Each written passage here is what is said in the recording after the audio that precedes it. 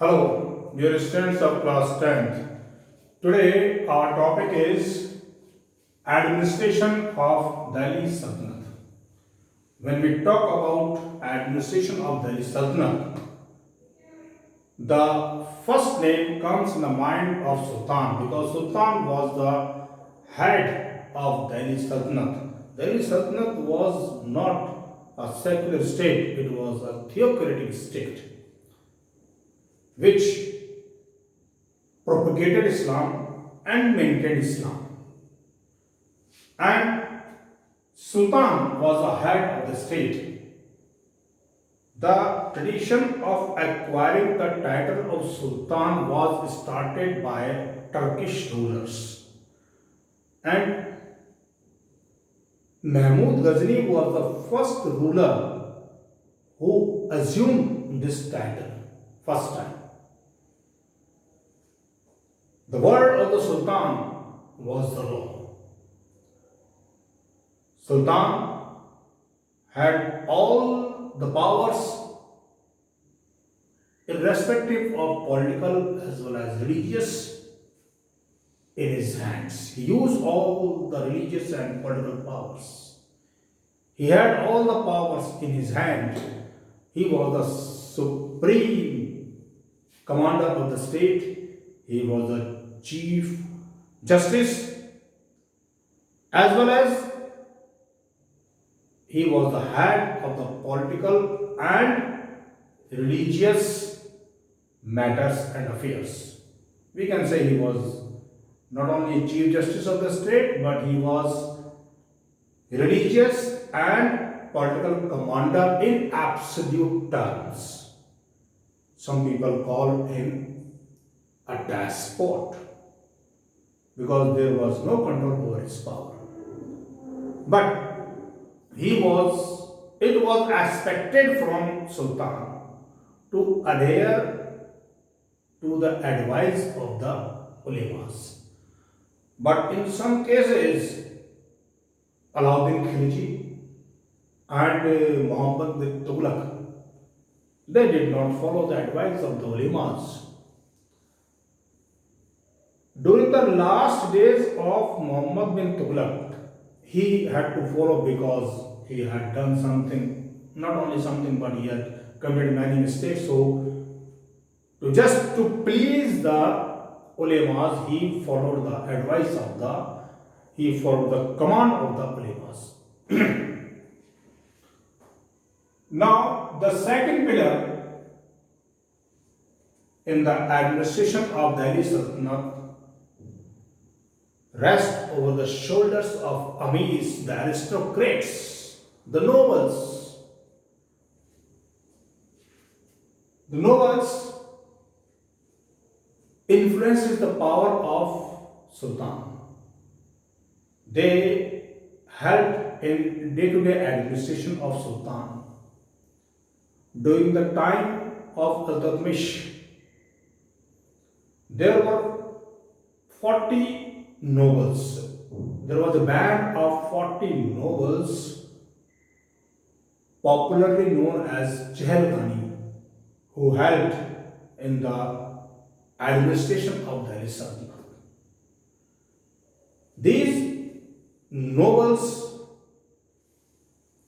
helped the Sultan, and because of their skills, or so long they maintained their skills, they enjoyed the blessings of Sultan. The group of amirs or the ministers was called Majlis-e-Khalwa. In other words, we can say Council of Ministers. And there were mainly 4 important ministers of this Majlis, and the first among them was Wazir. Wazir was the head of Diwan-e-Wazat. Wazir, we can say he was the prime minister of the state, He controlled all the ministers. He was next to the Sultan.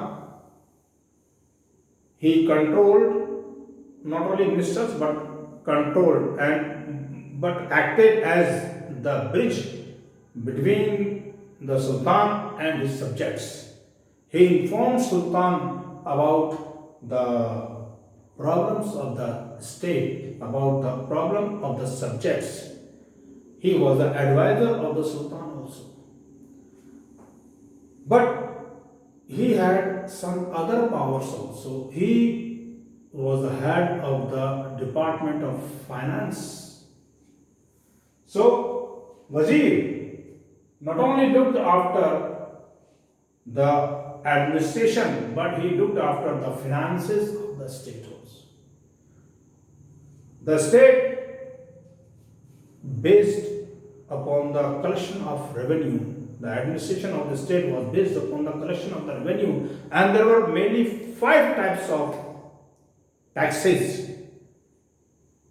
collected by the Delhi Sultanate. Number 1, Ushur; second, Kharaj; third, Zakat; fourth, Khams; and fifth, Jizya. Jizya was a religious tax imposed upon non-Islamic people. There were some other important officers of Diwan-e-Wazarat, and these were Mustafi, Khajin, and Majamdar. The other department, the other next person of Majlis-e-Khalwa was Arij Mamalik. He was the head of the military department. He was responsible in recruiting the soldiers, maintaining horses, and maintaining the records of soldiers and horses. And he was responsible for such matters which were related to affairs of the military. So, in fact, in nutshell, we can say he was the defense minister of Delhi Sultanate. Third important officer of Delhi Sultanate was Diwan-e-Insha. Diwan-e-Insha was responsible for royal correspondence. The Sultan had interest in West Asian countries like Turkey, Arabian countries, Persia, and there were some surrounding neighboring states also. So they maintained correspondence, and that was the duty of Diwan-e-Insha.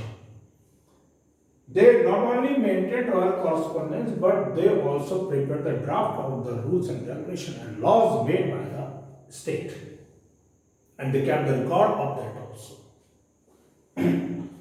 Diwan-e-Risalat was the fourth important minister of the administration, and we can say he was the foreign minister.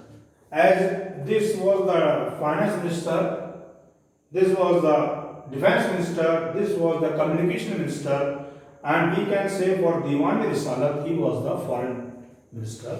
He was responsible for foreign affairs, to send the delegation, to receive the delegation, and such works related to the foreign affairs. The other important ministers were Sadr-us-Sadr.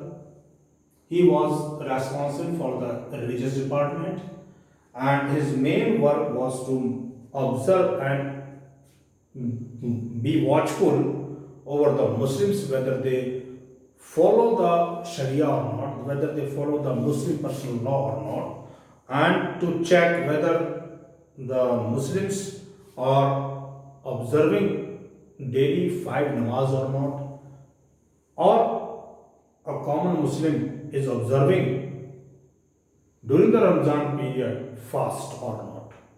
So this was the work of Sadr-us-Sadr. Besides this work, they used to distribute charity among the scholars, religious persons, and in the construction of religious buildings. They used to give the charity. The other important minister was Qajiul Kujal, who was responsible for justice, but the chief justice was the Sultan. So these were some tidbits of the administration of Delhi Sultanate, and we have discussed the important departments and their officers under Delhi Sultanate. Now we will study some important offices established by some special, some particular rulers, like Jalaluddin Khilji established Diwan-e-Waqf. Alauddin Khilji established Diwan-e-Mustakhraj, a separate department. Both departments were under the finance department. And Muhammad bin Tughlaq established a new department, Diwan-e-Amir Kuri, because he wanted to increase the revenue of the state by increasing the agriculture, by bringing more and more land under agriculture. So he established a separate department for agriculture with the name Diwan-e-Amir Kuri. The whole Delhi Sultanate was divided into provinces, but all the provinces did not have equal or unanimous system of administration, because all the provinces were not under the control of the Sultanate. So these lands were called Iqtas, provincial lands, and there were Muktis, Walis to rule there, to collect the revenue and to maintain the order. So this is all about Delhi Sultanate, and in the next class we will study about the Mughals.